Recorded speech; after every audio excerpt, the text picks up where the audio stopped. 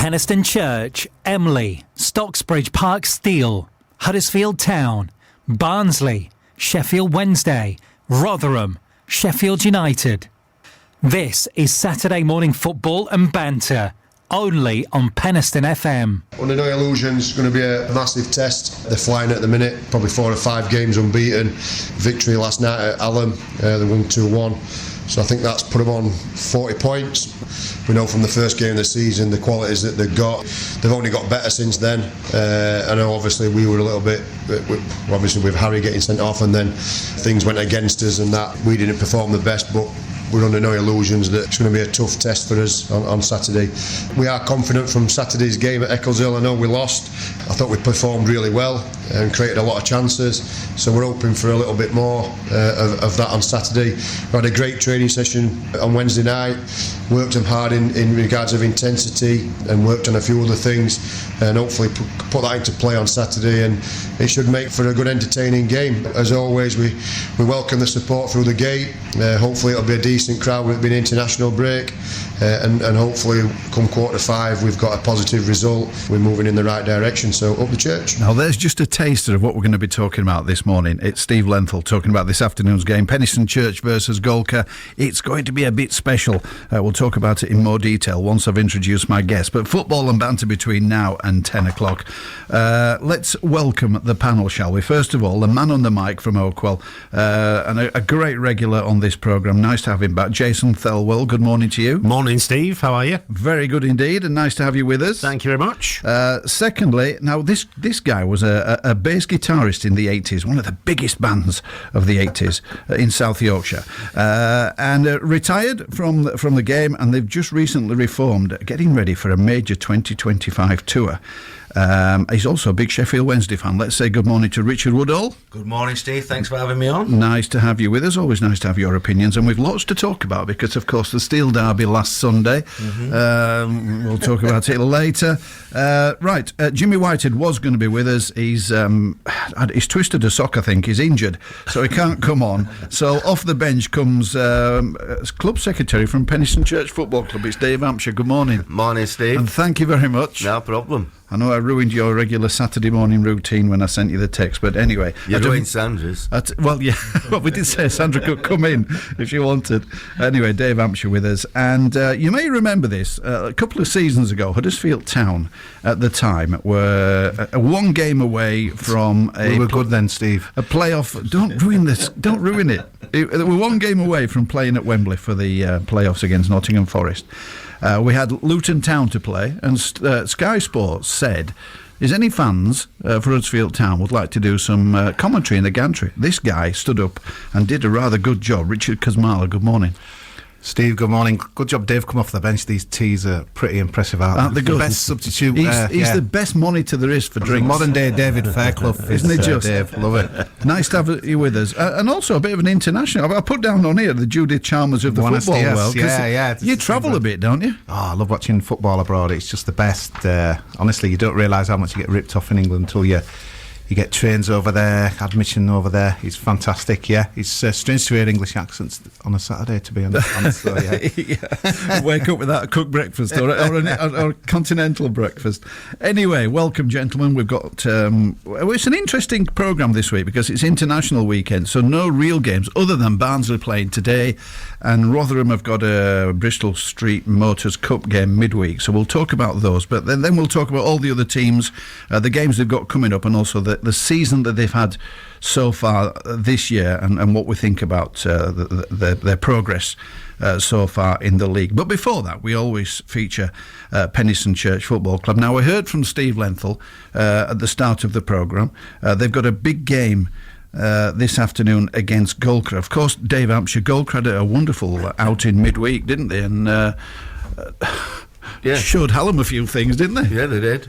Yeah. They were a decent side when we first played them. First match of the season, and we lost 4-1, I think. But we had a man sent off again, goalkeeper again, which and he gave a penalty away at the time, which put us 2-0 down and 10 men. And you wouldn't have thought that we were down to 10 men. We were well in the game, and to be fair, they got the last 2 goals because we Nathan scored straight after the break, and then we were pushing and they just got 2 goals on the break for us, for them. And we played really, really well. And I thought, I don't think they can maintain this goalkeeper. You know, they got a bit lucky with us, and I think we'd have beaten them on the night. So I was quite surprised to see that they were keeping it and playing well. But they are a good team. They're a good set of. The secretary Ben is a smashing lad and that, and we welcome him today, and hopefully we'll give him a really good game. The problem with our lads sometimes is that we get a good crowd and we don't turn up, but I think they'll be up for today because we've got a point to prove. Well, and Golker have a point to prove today, because if games go in their favour, they could finish the afternoon top of the league. Yeah, they could. Yeah, looking at that. Yeah, they could. No, they'll come with full of confidence, as Lenny says. They're 5 unbeaten now. It's a good run in this league, that, because whoever you play, whether you're playing top or bottom, it don't matter. It's a tough game, but yeah, they'll come full of confidence, and hopefully we'll go out there, because although we lost at Eccleshill last week, we shouldn't have done again. I keep saying it and people just roll their eyes sometimes. Well, Sandra rolls her eyes, shall I say, when I say it. But no, we should have won last week at Eccleshill, and poor refereeing decision everybody stopped. The ball goes up, they break away, and then Wayne put it in his own net. But if he hadn't to put it in there, centre forward were there anyway. So, but we played really well, and then week before that we beat Bottisford, who we play on Wednesday night again in the cup this time, and we were all over them, you know. So we're in good fettle. There's no doubt about it. After the Maltby game, we've come good. Historically, in this league, there were a couple of teams that had unbelievable gates. I mean, Emley was one of them. You were the other. Week after week, you were up there in the top 6 of the country. Not just in this league, but you were way ahead. And then you compare the week before, Penistone versus Bottisford. At Penistone, 254 people there. Then you go to Eccleshill, 71 people there. I mean, the difference is unbelievable, isn't it? And 50% of them were us. Yeah. You know, it's... How do they survive when they've no fans? There's somebody who's got a Porsche in the car park. All right. Simple as that. Right. Yeah, it's as simple as that. They can't survive on crowds, can they? They can't survive on what's going into the bar. I don't know if they've got a junior set up a what there. Is that black coffee all right? It just went down the wrong hole there. So yeah, there's a couple that they're married. They weren't there on Saturday actually, but they were away somewhere in the Maldives or somewhere like that. But yeah, she's got a Porsche, and that's how they survive. And that's how there's a few of them in our league. And you know, we've seen it happen many times, haven't we? There's one person putting money in, and then that one person decides, no, I've had enough, and what's going to happen to them? They seem to be very loyal to Eccleshill. We've seen this happen before, and with Shaw Lane, when we played them in the cup at Hillsborough, didn't we? And they won, and then less than 24 hours later they go into liquidation, and that's it, job done. You couldn't blame him. I mean, he did really well. We don't always get on me and him, but I admire him for one thing, that he put a lot of money in, and the figure that were banded about that it cost him was something like 1.25 million. To take him from where they were when he started right up into the Northern. Did they get to Northern Prem, or they go into playoffs to go into the Northern Prem League? Like, so he did really well, but there was one man doing it. They didn't have a base. They didn't have a home. They played. They ended up playing at Addersley, which caused a bit of a stir at Addersley because there were a lot of ill feeling there. But you could only see that. And set them back a few seasons. And set them back a little bit, yeah. They lost a lot of fans over that, but Porky sorted that out. It's interesting, isn't it? When they told them straight. When people throw money into a club, I mean, I think it was Matt Glennon that came on a couple of years ago, and he said if you've got somebody with money that comes into a football club, the Football Association must make them submit a 5-year plan, because you can't do it's not an overnight thing, is it? And if you start putting money in and you've got your success, you get promoted. The requirements from the FA on the club to improve the grounds, increase seating, etc., is quite substantial. So year after year after year, the amount, if you're successful, the amount of investment you've got to make, it multiplies, doesn't it, every year? So it's not a one-off hit, is it? No, they've got to really. They've got to be accountable really for quite a while, haven't they? And unfortunately, in non-league, they're not. Yeah. I know Richard wants to say something. Yeah, I know a guy who follows North Ferriby, and obviously they probably were the original boo and bust team that went out of business, got the FA Trophy final, and just basically spinning way above the means, and that's well. And obviously they've kind of reformed again in the same way probably Emily have as well, and he's enjoying it now. And because they were kind of, he likes rugby league as well, so he was saying, well, hang on a minute, we know. Doesn't, because like you said, Steve, you've got to have different criteria to go up the pyramid, so pretty much they've got no chance of kind of rising really, maybe one more division if they're lucky. But he says we're happy, we know what we are. Before we tried to live that ridiculous dream, spend money we didn't have on that as well, and the club went out of business, and so it's just knowing what you are. But looking at that division, that table, it's incredible. You've played 20 games, Dave, and there's teams there that played 14, but yeah, we've had no weather rained off. How come there's such big disparity between the table? It's mad. They did well they're in Pars and FA Cup a little runs there for Campion, and I think there's about 4, Albion, but they've played 17 Albion, and there's about 4 teams. I think Allen's still in the FA Vars, and that's where that is. I don't think professional teams set a really good example for non-league anyway. I mean, people should learn the lessons. You've only got to look at teams like Rangers that went basically from Scottish Premier League down to the lowest division that they could. Chelsea apparently were hours away from going out of business until that Harding character came in. Liverpool had to win a certain game or they were in trouble. It's just, Sheffield Wednesday, my team, they've just paid the tax bill. They were under a transfer embargo. Nobody seems to learn the lesson that you can't just pump money into a team. You've got to get the whole infrastructure right, like Penistone have done. I've been on the periphery of Penistone Church for about probably nearly 20 years now, because my lad joined them as a junior, and what they've done over that period of establishing a youth setup, filtering through into under 21s and reserves and the clubhouse, and that's the only way you can do it at that level. And it's the same. I think it's the same in professional teams as well. But you would say Penistone Church have got it right as far as the pyramid. The pyramid structure you've got in place is a good structure. Financially, though, you don't have a big backer. That you've got good people that support you from a business point of view, but you've got and I go on about this every season. You've all these people going through the door, and 90% of them never spend a penny. If everybody that went through that door spent £1 on a coffee or just put £1 in a box, you'd be a wealthy club, wouldn't you? We'd be very wealthy. Absolutely right. Some of the junior people, the parents, have never been in the clubhouse. When I say they don't spend £1, that's not necessarily right, because to join the club, there's a joining fee. So for the child, you've got to pay for them to play. But after that, just to contribute, buy a sandwich, buy a drink over the bar, just put a little bit of money into the club. I don't think people realise how important that Penistone pound is. It is very important. We're a small business in effect, all right, we're an amateur club and a semi-pro club, but we're a little business. And so when they put the national insurance rates up, that affects us. When they put the minimum wage up, that affects us.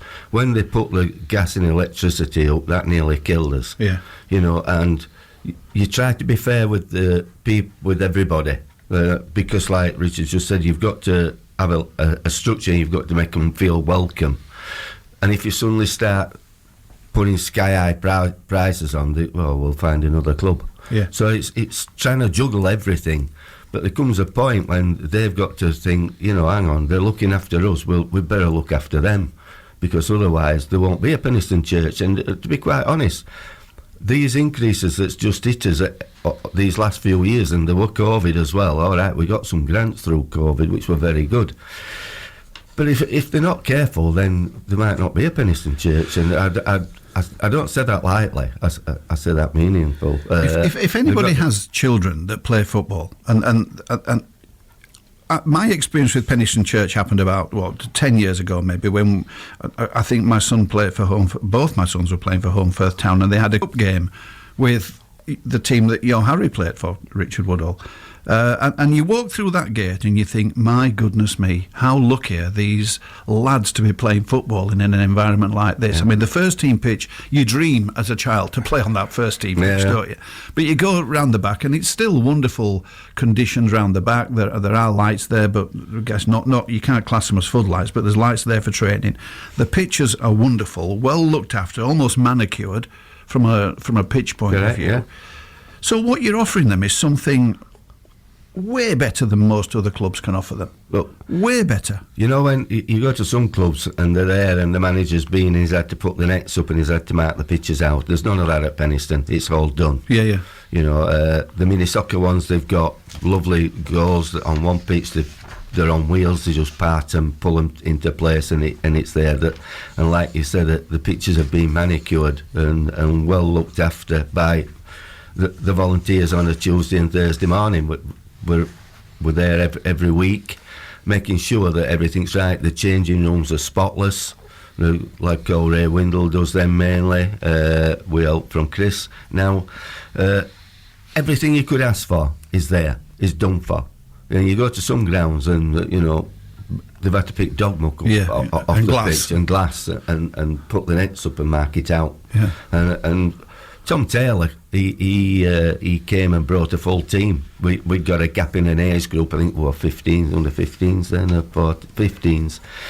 I'm not sure where he came from, but he came and he says, I have to do this, I have to do that, I have to do the other. And he says, can I bring a team here? I says, yeah. He says, where do I get the nets? And I says, you don't have to do out, Tom. Just rock up and run your team. Just stick to the rules and make sure they don't win the goals to mess about before a game. There's none of that. We ask them not to. I know they do, because you look at goalmouths halfway through the season, you think, oh, they've been mucking about. Yeah.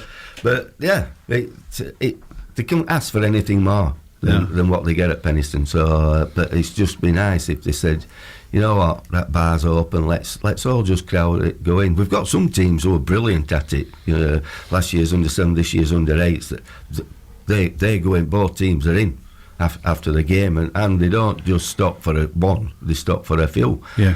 I'm not asking them all to follow their example. I'm asking them just to go in or half of them go in and have a drink. And the other thing is, for any people that are listening that are part of an organisation, if you have weekly meetings or regular meetings, there is a wonderful clubhouse facility there that is available for the community to use. I mean, use the facilities. It's wonderful, isn't it? Yeah, you can't get the.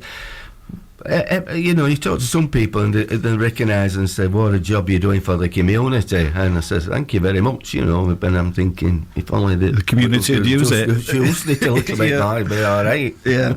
Anyway, we digress a little bit, but anyway, it's there. If you've got an organisation, if you're looking for somewhere to meet, just, Zoe's in charge of it now, isn't she? But it's always on Facebook. Just go on I think Round Table come now with it. Yeah. Their meetings. Yeah. They love it. Yeah. Good, wonderful. NCL League 1, Division 1. The team we've been following a lot is Athersley Rec, who were doing very well, but they've just gone off the boil a little bit. They're down to 8th in the league at the moment and played probably more games than most others. They've 20 games under the belt.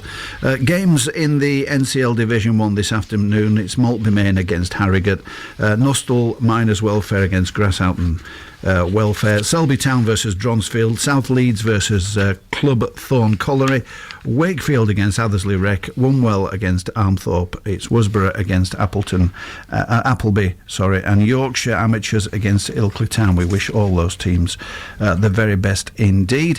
Let's talk a little bit about the Northern Premier League. 3 teams in there that we tend to concentrate on. Emley in 3rd place at the moment, just a little blip over the last few days, down to 3rd. Stocksbridge Park Steel in 5th, and Sheffield FC now with a new manager in bottom place, actually 22nd. Disappointing, but they've got a draw under the belt on the first game, so things looking more positive There, as far as our teams are concerned in that league, we have Stocksbridge Park Steel against Newton Aycliffe this afternoon. Sheffield have got a big derby game against Emley AFC, so we wish those three teams all the very best. This afternoon, right, we'll talk professional football next. We're going to look at League One. Lots to talk about. We'll do it after this. Penistone Church, Emley, Stocksbridge Park Steel, Huddersfield Town, Barnsley, Sheffield Wednesday, Rotherham, Sheffield United. This is Saturday morning football and banter, only on Penistone FM. Yes, a very good morning to you. Welcome. Saturday morning, the breakfast show, 9:25 the time. In the studio with me this morning, Jason Thelwell, the man on the mic from Oakwell. We've got Richard Woodall, a big Sheffield Wednesday fan. We've also got Dave Hampshire from Penistone Church Football Club secretary up there, and Richard Kosmala, of course, Huddersfield Town fan, and the Judith Chalmers of the footballing world. Lots of travelling. Let's go to League One then. Let's have a look at League One. Jason, I'm going to come to you first of all, and we will talk about Barnsley in a moment, but your thoughts on the league as we see it. I mean, Wickham in first, Birmingham in second, then it's Wrexham, Barnsley, Lincoln and Stockport. I mean, any surprises there? Wickham at the top is a huge surprise, isn't it? Because you just, at the start of the season, you wouldn't, well, I wouldn't have put Wickham, but, you know, right at the top of the tree. I mean, they've had a phenomenal season so far. 10 wins from 14 matches is just phenomenal. They've always been kind of on the peripheral of the playoffs, there or thereabouts. They've just missed out a few seasons, but whatever they're doing at the minute is clearly working, and that for me is the biggest surprise. Birmingham City, obviously not a surprise, come down from the Championship, got a good squad. Wrexham are trying to buy their way to the top, I think, from a Premier League sort of basis, but so yeah, probably not a surprise. Lincoln have been there or thereabouts last sort of couple of seasons, and Stockport, promoted, still riding that crest of a wave, really. So yeah, probably for me, I think if I'm not a gambling man, but if somebody said put £10 on Wickham, being top of the league, 14 games in, then I want to believe that. So, but fair play to them. They're a good squad. Yeah, they are where they are for a reason and a purpose, aren't they?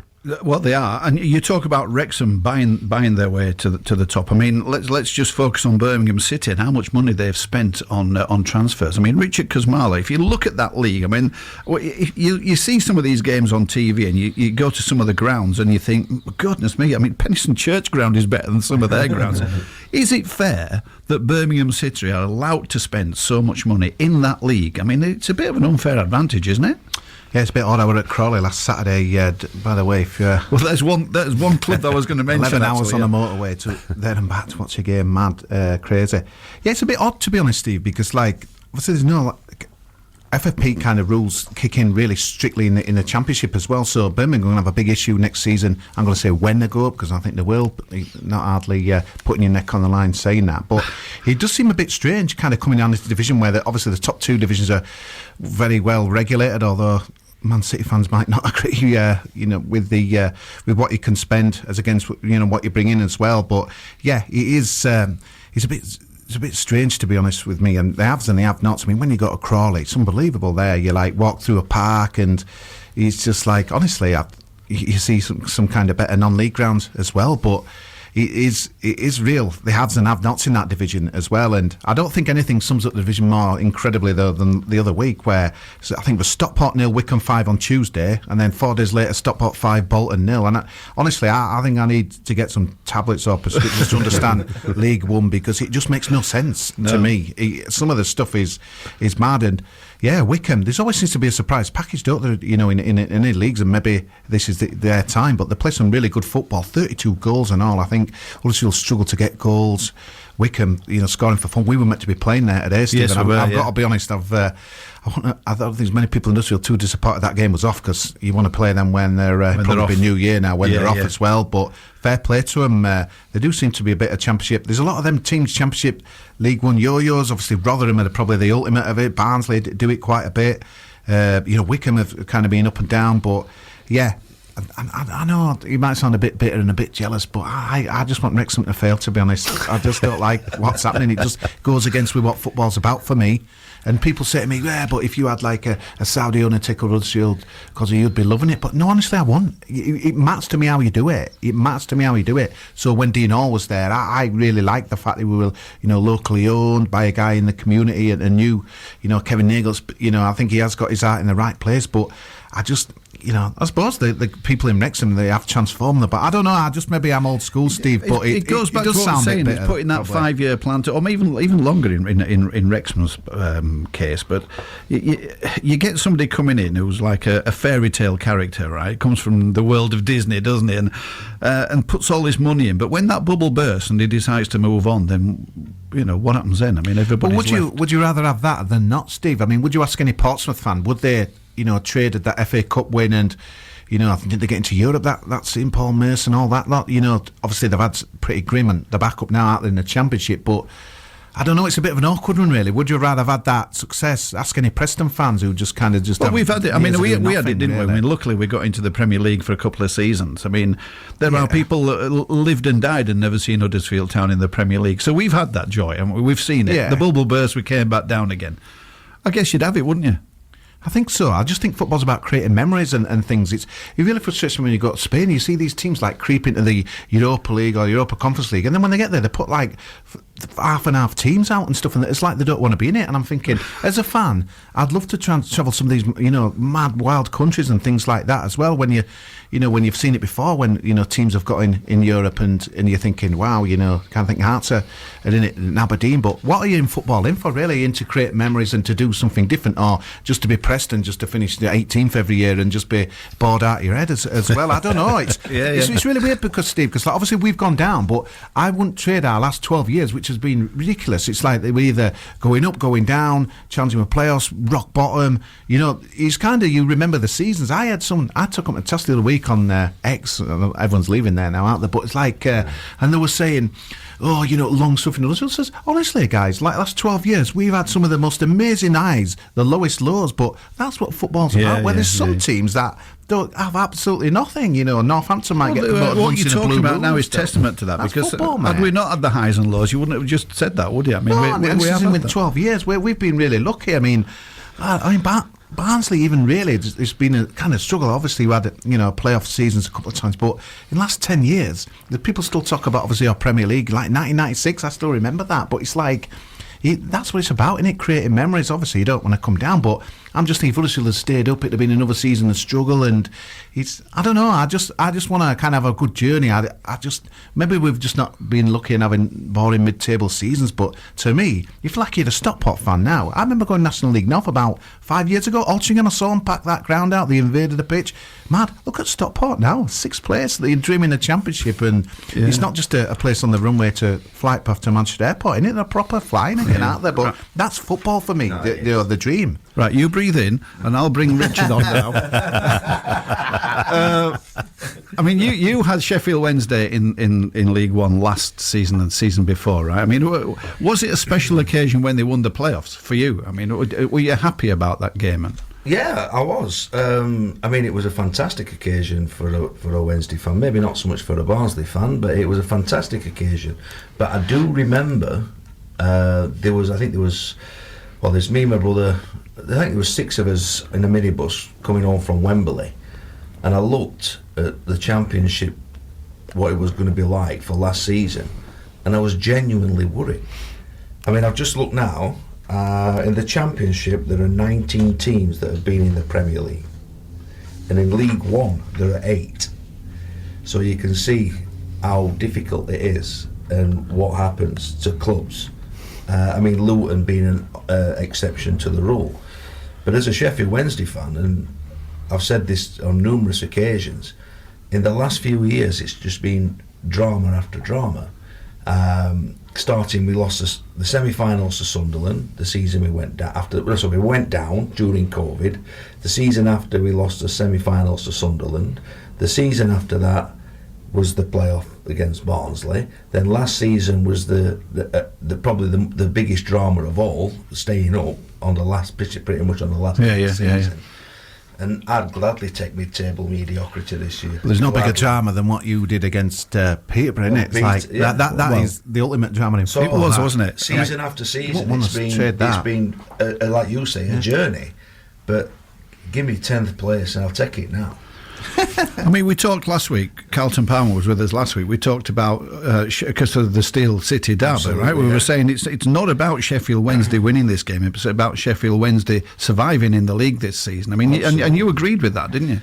Yeah, I do to a certain extent. I don't believe that Wednesday are anywhere near the bottom 6, but I also don't believe they're anywhere near the top 6. Their journey's nowhere near complete yet. And I think the derby summed it up really, because I sat listening to you guys talking about it, saying it's going to be 3-0, 2-0, 2-1.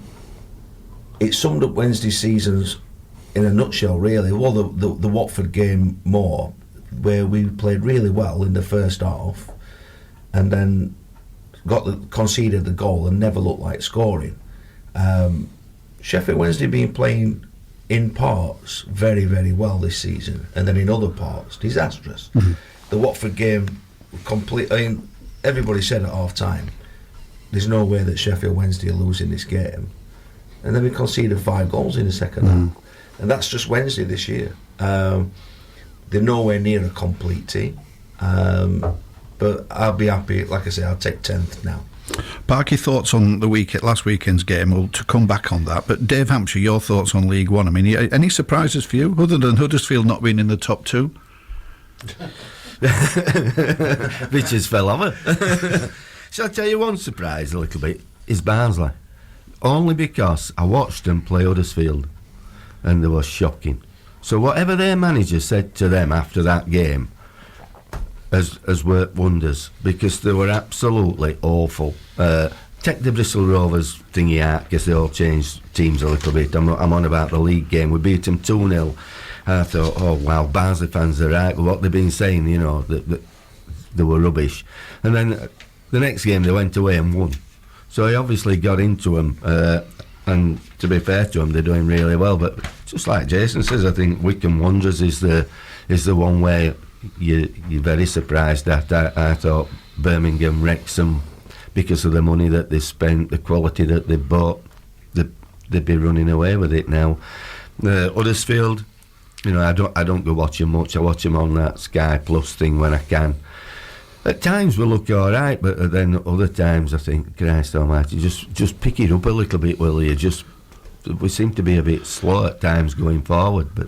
We need a few more games like the midweek game against the Manchester United under 21s, don't we? Because Yeah, I mean, do. they shone a bit there. I thought the second half they looked like a good, but then they should, because they were playing schoolboys potentially, weren't they? But they were, but like your Man United under 21s, and they don't, numpty if you're playing for them, are you? Some of the football they played and the goal they scored were brilliant, weren't they? The lad wearing nutmeg fullback went round and then he just flicked it across. It was a brilliant goal. And at times I thought they played some really good football. But Did you go, Richard? No, I didn't. Crawley were enough for me. Steve, it's been a weird season, mate. My gut feel, we were saying it on the podcast on Thursday, I think we're like kind of half a season into rebuilding. I just think there's more that needs to be done in the summer. I don't want to stay in League One as not too long, but part of me thinks if we go up now, it would frighten me. You know, it was just saying Heritage, just like Championship. Honestly, with that squad and team we've got now, I think we've come 24th in the Championship. So there's still players there, Steve, that are scarred, that are part of the losing culture, and that need kicking out. And I was daydreaming, probably watching the Bath Filling the other day, and I was thinking, everybody talks about them being scarred. And Michael Dove talks about it a lot, right? But where does that come from? Because if you go back to David Wagner's day, right, which is the best time, really, they were winners, yeah? And then they started dropping down the Premier League, spent pretty much the second season propping the Premier League up. And then Seavers came in as manager. Is that when that mentality came in? Because after Seavers, we had a run of poor managers, didn't we? I think so, Steve. The big thing in this league is we're a big fish in this league, and you're expected to win every game pretty much now. And that's never been. We've been going to places for the last 4 or 5 seasons to contain. That's why when we went to Birmingham, we were really disappointed. We went there to try and not get thrashed. that were like going back to Darren Moore era and stuff like that as well. This year now, we're expected to get promotion, and some of these guys can't handle that expectation, that pressure. You've got to win. And some of these teams are, no mugs. Northampton took us apart. It's like, and next week we're playing home to Charlton on mid-table, but Nathan Jones, obviously, in that playoff semi-final, they'll be no mugs. So can these players cope with the pressure of winning? Huddersfield crowd turn very quickly, so a lot of these players can't. I think you've got an half and half Michael Duff team. I think he needs to finish the job that's been started. Part of you thinks, well, yeah, but you'll lose your best players in summer, but we haven't got many players I think I'd be too bothered to lose, to be honest. So yeah, but I like Michael Duff, and let's I just hope park he's that given. one, because we're going to talk about Huddersfield in a minute, but let's go to Cambridge Barnsley. Jason, we'll bring you in on this. I mean, Barnsley, for you, has it been a season that you expected, or is it a surprise season for you? Well, to be honest, I think we were going into the land of the unknown, because Darryl Clark sort of came in, had the sort of summer to have a look at it. But when you kind of sort of look at it and you think, excuse me, 14 games in, Dave touched upon that Huddersfield match. Out of those 14 games, we had perhaps a run of 3-4 games which incorporated the Huddersfield match and the Bristol Street Motors against Huddersfield as well, where they were absolutely awful, to be fair. And yeah, what Darryl Clark said and did had a massive impact. But I think you look at it and think the likes of Stephen Humphreys, who we signed, not match fit, is now up to speed. Davis Keeler-Dunn, come from Mansfield, now starting to see some real shoots with him as well. Max Waters, he's had a bit of stick, but he's back in the team scoring goals again. And also look at the goalkeeper as well. So we signed Slanina from Chelsea, a £12 million goalkeeper from Chelsea on loan. Is a young lad who was thrown in, and of course he's learning his craft, and he's made some mistakes, as he would do as a young lad. Not played much first team football. They've replaced him. Probably took him out for a bit of a sort of confidence boost, put Ben Killip back in. So I think there's reasons as to why it's now, I think, starting to come together. And the last sort of few matches, they've been playing some really, really good football. And the last home game against Rotherham, Adam Phillips was chosen as the player of the match. You could have given that to anybody. Yeah. All 11 players were player of the match for me. And long may it continue, but there's going to be another blip at some point. We all go through these seasons, don't we, where there's one or two sort of blips, but yeah, fourth at the minute. Cambridge away today, not an easy one. Cambridge are bottom four, but they've turned the corner a little bit. Gary Monk, their boss, no stranger to these parts of the world, is he? And he's a good manager, and he's starting to play some tunes out of them as well. So yeah, I don't think you kind of see us fourth from top, Cambridge a third bottom. It's an easy 3-pointer. It's absolutely not. I think it's going to be a tough one. But yeah, the other thing I'll say as well is that you've dragged me out of bed on a Saturday morning to talk about that playoff final. Thanks, Steve. I'd put that to bed. I could see I'd put it to bed. It was dropping his head when you mentioned it. I've never asked you a question about that. I didn't involve you in that conversation. Good. And long may that continue. Got it in. It's the only thing that was only Richard at the moment. And he gets very, very few chances to throw it in. So let him enjoy his moment. Right. So prediction on that: win or lose for Barnsley? I would, as we sit at the minute, I would take score draw. Score draw. Right, Dave, I'll bring you in now. I mean, Jason mentioned this. Cambridge in 22nd, Barnsley in 4th. Look at the stats on paper. You would say that Cambridge was the more informed team. Massive gap, though. I mean, granted, 2 of those games for Cambridge were cup games, but they've a chance, haven't they? I think so, yeah. Like he says, Gary Monk's gone in there. And obviously the last 5 results, it's 4 wins, and although they got hammered at Peterborough away 6-1.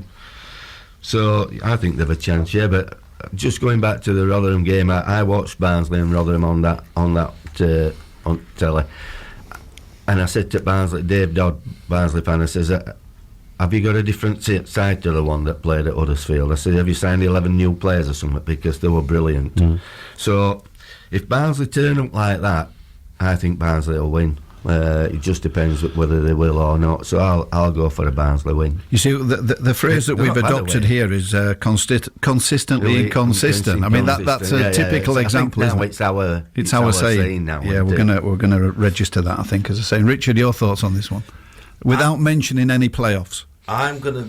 I was actually gonna say it consistently inconsistent, Steve. So, but it's under copyright now, I believe. So, Yeah, it is. I'm gonna go for score draw. And I agree with Jason. You just don't know why Barnsley are going to turn up, and I am the worst gambler in the world. We've got a family group on WhatsApp that all go up and sit on Copper Hillsborough, and the younger ones tend to go on these betting apps and have 5 results, and they do all right. So I joined in, and I were awful. I deleted the app. Well, you're right for this programme, then, isn't it? Fits in lovely. So I am going to go for score draw. I think it's a fair. That would be my bet. Right, excellent. Score draw then. So 2 draws, a win from Dave. Richard Cosmali, your thoughts on this? Yeah, we one? need Cambridge to do something. Yeah, but no, I think Barnsley will win. I thought they were great, and against Rotherham, I don't know how big Steve's still in a job. I think he's hanging by a thread, Mr. Evans. But yeah, no, I think Barnsley will go down there and win, and I'm not a big guy. You're talking consistently inconsistent, and Rotherham beat Huddersfield. So yeah, but I mean, people mention that Huddersfield Barnsley game. It was mad, wasn't it, how poor Barnsley were, but that's the division. But I don't know, I just think Barnsley go down there and win today. Right, very good. Let's go to Wycombe Wanderers, Huddersfield Town. We'll stay with you, Richard, on this one. I mean, Michael Duff as a manager, you say it's work in progress, but are you impressed with the way he's conducting himself as a manager? Because he seems to come across quite humble and quite honest with his... Yeah, the Huddersfield folk will not like people who try and fudge stuff, so i.e. Matt Fotheringham.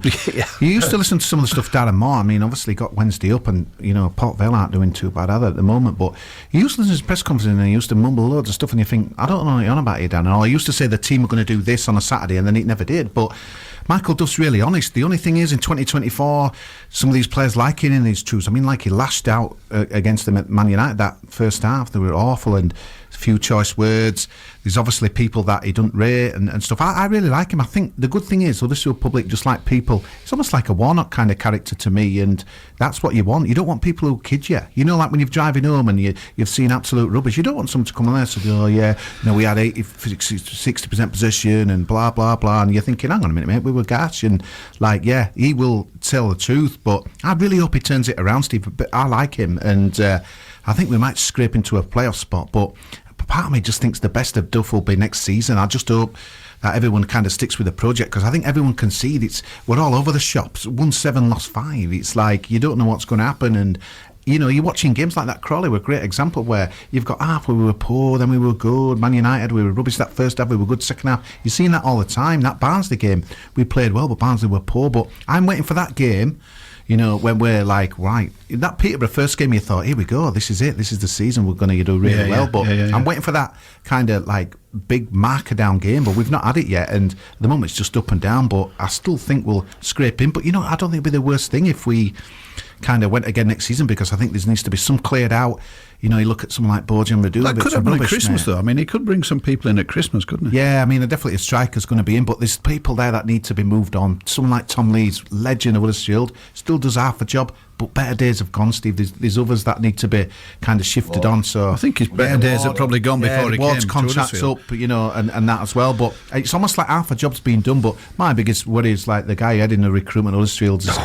Is got more wrong than right, and that is the big worry. But yeah, I've changed my tune. I wanted to get out of League One at all costs. Now I'm thinking I don't with what we've got now, because I think we've come straight back down, and I can see that it probably needs another summer, another 2 transfer windows, another bit more of Michael Duff. And I think the crowd do get that, Steve. I'm getting that impression from our podcasts and feedback. So I think it's a bigger picture really, and that as well, rather than we need to get up this season. Do you think he's going to be there next season though? Because he's a bit of a traveller. Look at Barnsley. He said 5th wasn't good enough when we were in the 5th position the other week, so that does worry me. We've got a bit of a loose cannon on in our club, and part of me might, or an ambitious. Yeah, and I'll finish. Yeah, Jason, let me just come to Jason, because you made that comment. I was going to ask you this before you said that, but had they won, and I'm going to bring it up again now, but had they won that playoff final and had they been promoted, would Michael Duff still have been at Barnsley, do you think? Well, you'd have to look at the cheque that was written, I guess, because ultimately, look, I mean, let's be fair. Football managers are not fans of the club, are they? Let's be honest. They're not, and they're there to do a job. I get that. Managers come and go, players come and go, owners come and go. Fans are always going to stop, and that's what football is for me. But would he have stayed? Possibly. There was talk of, he wants to get closer to home. He lives down sort of Cheltenham way, hence why he took the Swansea job. But then he's back in Yorkshire again. So you think, it can't have been the reason why he went. So was it money? Who knows? I don't know. But look, past is past. Darrell Clark's our manager, and we just focus on that. But I think the one thing that galls Barnsley fans about Michael Duff, if I'm honest, is he came in, I'm not here for a season, I'm not a one-season wonder. That's his exact words. This is a project, we're here for 5-year projects and blah blah blah. And yeah, somebody waves a checkbook and they're off, aren't they? But that's just not a pop at Michael Duff. That's just football in general, isn't it? And had the shoe been on the other foot, we would have all done the same, I think, wouldn't we? Oh, crikey. Well, I don't know. We've had this conversation before, and it's like, doing the sort of stadium announcements and hospitality comparing at Oakwell. If Sheffield Wednesday come knocking on my door and said, here's 200 quid, come and work for us on a Saturday, would I go? Actually, I might do for 200 quid, but for me, it's different, isn't it? Because for me, I'm there at Oakwell because I'm a fan and I want to watch it. If I went to go and work for Sheffield Wednesday or Sheffield United or Huddersfield, the football won't interest me because of that. My heart's not there, is it? Yeah, right, Dave. Very quickly, I can't believe what time it is. So time is against us. I mean, your thoughts on Huddersfield so far this season? I think I agree entirely with what Richard says, and I just hope the fans do appreciate Michael Duff and that he's not a one-season wonder. I agree entirely. He's playing with other people's players at the moment. There's deadwood we need to get out of the club and bring some fresh legs into it, fresh personalities, fresh ideas, and bring them in. Good players. I think fans of Town and Barnsley and even Wednesday, you need a reality check sometimes, and you've got to look at what you've got, and at the moment what we've got isn't good enough. And I agree entirely that if we went up with what we've got now, we'd be straight back down. But we have an owner who probably, if we got up, might say, there's some more money, Michael, you've done really well, get some players in that you want, and that are going to keep us up. Good. Richard, very quickly on Huddersfield Town, the progress they've made or not made so far this season? I just think there's way too much sense being spoken today, Steve. It's not being, unlike us. It's like a different show. Because I think what Richard said about Huddersfield is absolutely spot on. And I think you can say about Wednesday as well. You've got to look 2-3 transfer windows ahead. I really like Michael Duff. I personally don't blame him for when he left for Swansea, because he thought he was going to do it on to bigger and better things. It didn't work out, and he's at Huddersfield now, and I really like him. And I think we should be encouraging younger English managers, because we've got a real dearth of them at the moment. We have not got enough good English managers coming through, so you've got to stick with these guys, because I think the talent's there. Yeah. So, Huddersfield against Wycombe, it's going to be difficult. Wycombe, I would say, but still stick with Duff. And that's next Saturday. Let's talk about this week, actually. Bradford City versus Rotherham. I'll stay with you, Richard, on this one. This is the Bristol Street Motors Cup game. Very quickly, Rotherham or Bradford for winning that game? Bradford, hopefully. I have got a lot of respect for all local clubs except Rotherham. Don't like them. Dave, the winners play Huddersfield in that. Say again? Whoever wins that plays Huddersfield. Do they? Yep. So go for Bradford then. Right, Jason, your thoughts on this game? Well, I think having seen the performance that Rotherham put in against us last week, then Bradford all the way for me. But again, you talk about fans, and you talk about Penistone Church and getting people through the door. Bradford's just got it right, haven't they? Yeah. Cheap season tickets, get people bums on seats. That's the next generation of supporters. Get the kids in. Bradford for me, I think is. Bradford win, definitely. I think I said that when they did it. I said, why aren't more clubs doing it? And I said, we had a talk at Barnsley. The chief exec then came with can't think of what man then anyway. Oh, it was Paul Eckingbottom. I said, why don't you do what Bradford do and drop it and get the kids in and get everybody in? They they said it don't work for everybody, but if you don't try it, you don't know, do you? But yeah, Bradford have got it right in that respect. I'm going for a. Well, when you look at, there's not a lot of difference in the last 6 results, is it? So we'll go for a Bradford winner, shall we? Hopefully, and right. If they're going to play Town. Really short of time. Let's just take a quick break. Penistone Church, Emley, Stocksbridge Park Steel, Huddersfield Town, Barnsley, Sheffield Wednesday, Rotherham, Sheffield United. This is Saturday morning football and banter, only on Penistone FM. Good morning to you. Welcome to the Breakfast Show. Just literally a couple of minutes left. Last Sunday saw the Steel City derby. It was Sheffield United versus Sheffield Wednesday. Richard Kazmala, very quickly, was it the right result? Yeah, I think so. I don't know if Wilder's come out of that pub yet. They've seen that video of him singing and everything as well. Bragging rights this week. I thought it'd be a tough one this year for United with what, obviously a brutal relegation, but they're doing really well, and yeah, they don't concede many. They've done well. Obviously, Leeds give them a good pacing, I thought, the other week, but a big win. They ground it out.